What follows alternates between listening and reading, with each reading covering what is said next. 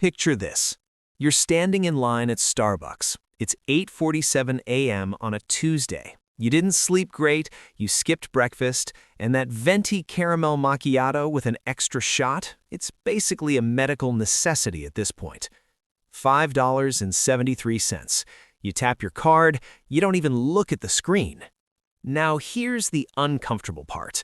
What if I told you that single $5.73 purchase, that one drink you barely remember by lunch, just cost you $47,000?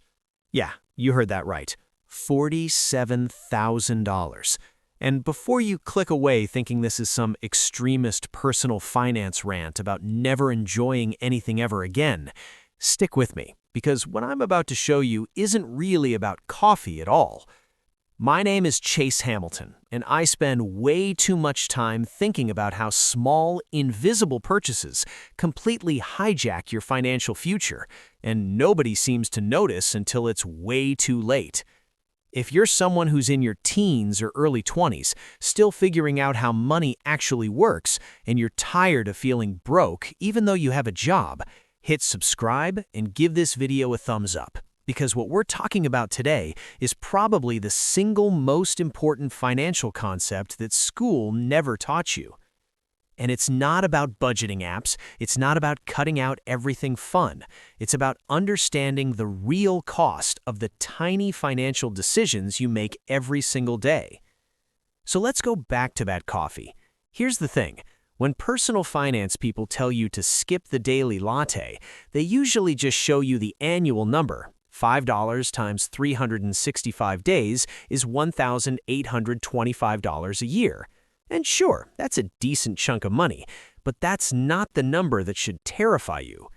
The number that should terrify you is what happens when you understand opportunity cost. Now look, opportunity cost is just a fancy term for what else could you have done with that money. And this is where it gets interesting. Let's say you're 20 years old. You buy that $5.73 coffee every single workday. Let's say 250 days a year because weekends don't count. That's $1,432.50 annually. Most people stop the math right there. But here's what most people don't realize.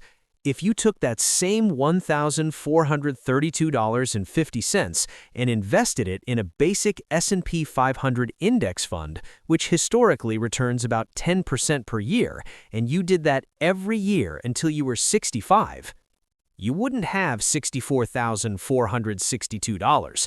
You'd have $947,000. Wait, it gets worse, because you're not just buying coffee at 20, you're buying it at 20, 21, 22, 23 for potentially decades. If we account for inflation and assume that coffee price increases by 3% per year, and you keep this habit for 45 years, the actual opportunity cost climbs to over $1.2 million. $1.2 million. For coffee you barely tasted because you were scrolling Instagram while drinking it? Now, you might be thinking, okay, Chase, but nobody actually does that. Nobody invests their coffee money. And you're right, that's exactly the problem. Here's the thing about small purchases. Your brain is terrible at understanding their cumulative impact. There's actually a term for this in behavioral economics. It's called mental accounting. Your brain treats a $5 expense completely differently than a $1,000 expense, even when $25 expenses literally equal $1,000. A study from the Journal of Consumer Research found that people are 3 times more likely to carefully consider purchases over $50 than purchases under $10, even when they make those small purchases 10 times more frequently. Your brain sees $5.73 and thinks, that's nothing, that's less than I spend on lunch, that's basically free. But your bank account sees something different. Your bank account sees a slow, steady leak that never stops. Now look, I know what some of you are thinking. This is just another privileged finance bro telling me I can't enjoy my life. But that's not what this is about. Because here's what most people don't realize. The coffee is just the example everyone uses. The principle applies to dozens of small purchases you make without thinking. Let's talk about the real culprits. Subscription services. You know how many streaming services you're paying for right now? Actually count them. Netflix, Hulu, Disney+, Spotify, Apple Music, that fitness app you used twice in January, the meditation app that makes you feel guilty every time you see the charge. The average American now pays for $273 worth of subscriptions every single month, according to a 2024 study by CNR Research. And here's the kicker. Most people underestimate their actual spending by about 42%. You think you're spending $150, you're actually spending $270. That's $3,276 a year. Over 45 years at 10% return, $2.16 million. Food delivery. DoorDash, Uber Eats, Grubhub, that $14 burrito becomes $24 after fees and tip. You do it 3 times a week because you're tired after work and cooking feels impossible. That's $3,744 per year. Over your lifetime, $2.47 million. Impulse online shopping. Amazon Prime has made it so frictionless to spend money that you literally don't even think about it anymore. That $23 phone case, those $18 earbuds because your current ones are kind of annoying, that $31 thing you saw on TikTok that you'll use once and forget about. The average American makes 76 impulse purchases per year, totaling about $1,800. Over a lifetime, $1.19 million. Add it all up, coffee, subscriptions, delivery, impulse purchases, and you're looking at over $7 million in opportunity cost by the time you retire. $7 million. Now, this is where it gets really uncomfortable, because the truth is, you're not actually buying coffee, you're not buying convenience, you're not buying entertainment, you're buying future poverty. Here's what I mean by that. The average American retires with about $255,000 in savings, according to the Federal Reserve's 2022 survey of consumer finances. Sounds okay, right? Except that you need roughly $1.5 million to retire comfortably if you want to maintain a middle-class lifestyle and not run out of money, which means most people are about $1.2 million short.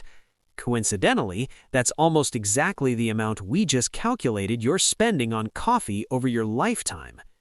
I'm not saying coffee is the only reason people can't retire, but I am saying that the same psychological blind spot that makes you think $5 doesn't matter is the exact same blind spot that creates a $1.2 million retirement gap. Now, you might be thinking, okay, Chase, but life is short. I'm not going to deprive myself of every small pleasure just to have money when I'm 65. And honestly, I get it. I really do. But here's the thing. This isn't about deprivation. It's about awareness. The solution isn't to never buy coffee again. The solution isn't to live like a monk and eat ramen for 45 years.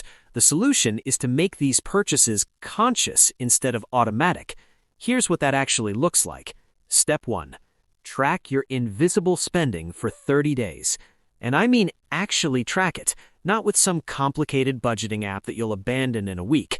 Just open your Notes app right now and create a running list.